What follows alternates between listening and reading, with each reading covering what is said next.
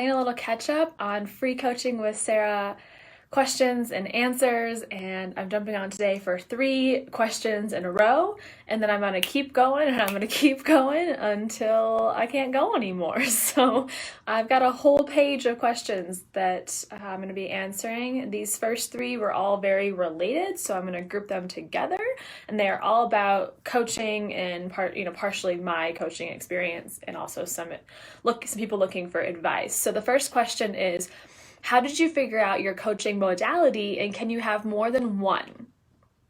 Yes, you can definitely have more than one coaching modality. And I am the queen of having more than one coaching modality. Now, I'm not using them all in one session, and I'm not certainly ever using them all in one moment, but it's really wonderful to have all those tools to tap into. So this question came up in one of my paid programs recently, and I was explaining that you don't have to pick I just do chakra healing, or pick that you just do subconscious reprogramming, or inner child work, or crystal work, or oil work, or NLP, or health coaching. Like, you don't have to pick one modality. There's no rule that says you have to pick one modality. What I do suggest you do is however many modalities you want to put into your basket, you narrow that down to who you're going to serve, help, and speak to with all of those modalities, okay? So you could do, and I'm an example of that. I do inner child, I do hypnosis, I do EFT, I do NLP, I do subconscious reprogramming, I do shadow work, I do chakra healing, I do a lot of things, or I have those in my basket, but I specifically utilize those with a tuned in, zoned in niche, which is the empath, and I mostly work with empath entrepreneurs. Okay, so I didn't write whose question this was, but I hope that helps in seeing that you're allowed to have as many tools in your basket, and oftentimes it is helpful to have more than one tool, depending on your human design type. For example, the manifesting generators and generators are more about mastering their work. So I could see where, this isn't a hard rule or anything, but I could see where it would be beneficial to focus on mastering one skill at a time versus throwing them all into your basket. As a projector, I am that, I can't not keep learning. And so I love to have all the tools, and even there are some that I don't utilize very often, but it's still helpful for me to have those in my basket, my toolbox, so that I can guide other coaches and entrepreneurs through their work as well. All right, that was question 1. Question 2, where did you get your coaching certification from? As I just mentioned, queen of being over-certified. But I will say my first certification was with IIN, Institute for Integrated Nutrition, and my inspiration for that program, which is what I did, the year-long program, and my inspiration in doing that was for my own self-growth, and especially physical healing, because I was in grad school at the time and trying to figure out what direction I was going to take my career, and really struggling with physical health issues, anxiety, like cystic acne, all these digestive issues. And I decided to enroll. My best friend enrolled too, and I went through that process thinking this is just going to help me grow myself. And then probably a year or 2 after I got that certification, I was in my full-time job in sustainable food and agriculture, working as a chief of staff for this international organization. And I was like, this isn't it. This isn't what I meant to be doing. And I always had that entrepreneur spirit. And so I decided to take that certification I had got a year or 2 prior and just trying it out. And I started coaching people. Some people trusted me to coach them. And I decided I really loved coaching. And from there, I realized that, and some of you guys have heard this story a million times, but from there I realized that health coaching was not the thing. I loved the coaching. I didn't love telling people what to eat and not eat, and elimination diet and all that, while very important and hugely beneficial to my own healing, that's just not what I wanted to be coaching on. So I took that reroute towards more of the emotional, spiritual side of healing chronic illness and going inward to do our inner work. And that's what led me to get certified in many other modalities like emotional freedom technique, neurolinguistic programming, timeline therapy. I'm a certified oracle card reader, certified vibrational crystal healer, Reiki healer, so on and so forth. But those all came after that original certification of IIN, which laid a really good foundation. I would, just choked out my own spit. I would say that, I would say that they give you a really good, and I don't know, I mean, this was a long time ago that I did IIN, so maybe it's changed, and I have recommended the program many, many times, and some of you maybe have taken it since I recommended it, but I will say that it focuses more on the knowing, the learning, the understanding, the knowledge of all of these different theories behind nutrition. And while there is emphasis on how to be a really awesome coach and master the actual coaching relationship, I felt like it was still not as deep as I wanted to go. I wanted to go deeper into learning how to be an awesome coach, not just knowing all this information and then being able to give people advice and guidance, but the coaching container I really wanted to master. And that's also what led me to continue my growth and as a coach. And I just this week I invested in myself again, continuously investing in myself. But it all began with IIN. Do you guys have any questions so far? I don't know if the people who ask these questions are listening or not, but I'm sure that more than one person has had this question before. So the third question, I'm going to be starting life coaching programs. What supplemental coaching skills are good for empaths to do in order to help clients? So it also depends on what the life coaching program is that you're invested in and enrolled in, and each one is created so differently.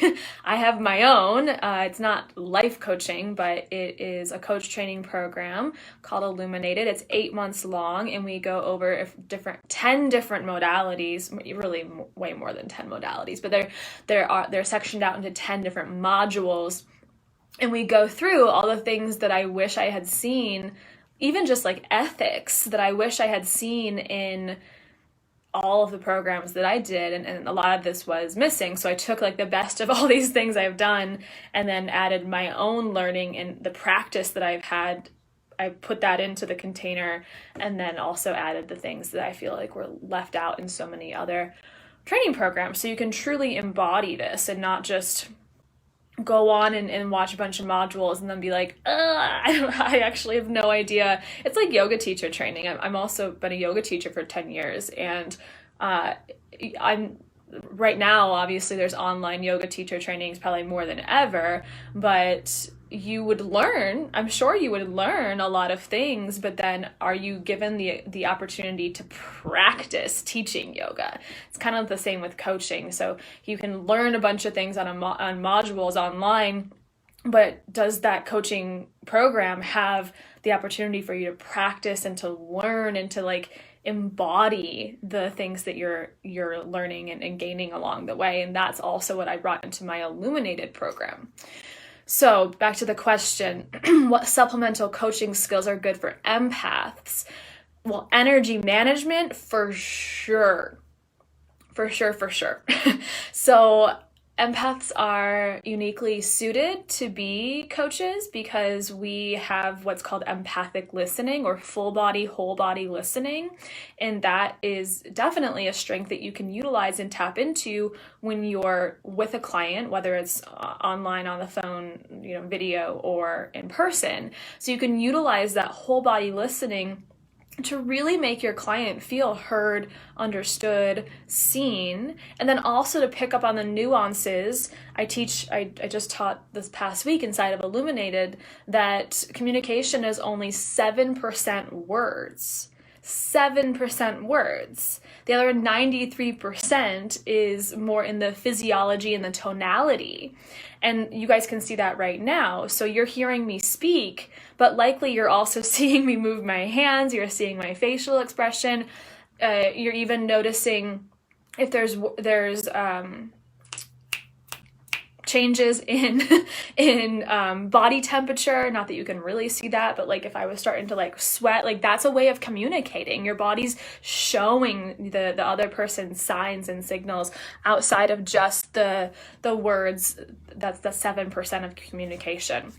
So as an empath, ideally suited to be a coach. However, it can feel like at the same time the most draining career that you could have ever chosen if you don't manage your energy. Because if you're not managing your energy, you're going to literally be the wounded empath sponge that's all soppy wet. And then you go at the end of the day after your client calls or group programs or whatever you did that you hosted that day, or even just interacting on social media is a way to be a sponge as well.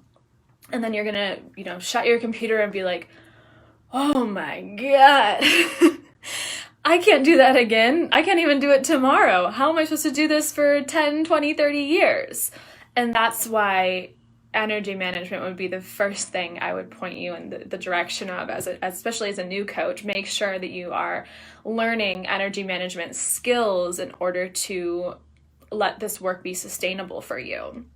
And that's something I speak about in the Human Design for Empath Entrepreneurs course I just released, because there's also ways for each person, each type, to manage their energy slightly differently and in slightly different ways that are less kind of the blanket approach and instead very customized to you and your energetic type and strategy. What else? So yes, energy management. I would also say that so being the empath life coach, it factors into the way you coach and the energy within that for sure. But I would also say that it's a lot in the way that you run your business. So the back end of your business as well. It's not just how you show up on calls, but it's also how you run the back end of your business and operate on a day-to-day basis. Energy management comes into that, but it's also, I would say, just like a layer deeper, that if you're not doing your inner work on a consistent basis as an empath, and you're not consistently checking in with yourself and clearing energy and asking yourself empowering questions to be on this path of self-discovery, then it's also going to feel like I can't do this as my career. And I certainly, by next week, I'm going to be burnt out. So a lot of it goes into the back end of your business as well. And then the other, I guess, two kind of bundled things I would say to really consider as a new life coach who is an empath and looking at how to help their clients and also manage themselves within business would be to go on your intuitive development journey. So, for example, if you don't know what the clairsenses are, I would start there, like yesterday. So learn about the clairsenses, start to understand that within yourself, and then be able to see that within your clients and be able to support them through a very intuitive lens. And that intuitive lens is also going to be that bio-individual customized approach, in that you're not just doing the same thing with every client, and instead you're using your natural strength as the intuitive empath to be able to tap into your different clairsenses and help that lead or guide part of your coaching approach as well. Being trauma informed, having a really clear foundation in ethics for energy medicine, which is a hazy world because there aren't really any restrictions. There's not a governing body, so there's so much to think about, which is, again, why I created Illuminated, because a lot of this is left out of the conversation. Okay, that is all for those 3 questions. I'm actually going to be back on live in just a second with a whole nother topic of more questions, but if you guys have anything else about this, please post follow-up questions in the comments below, and thanks for tuning in.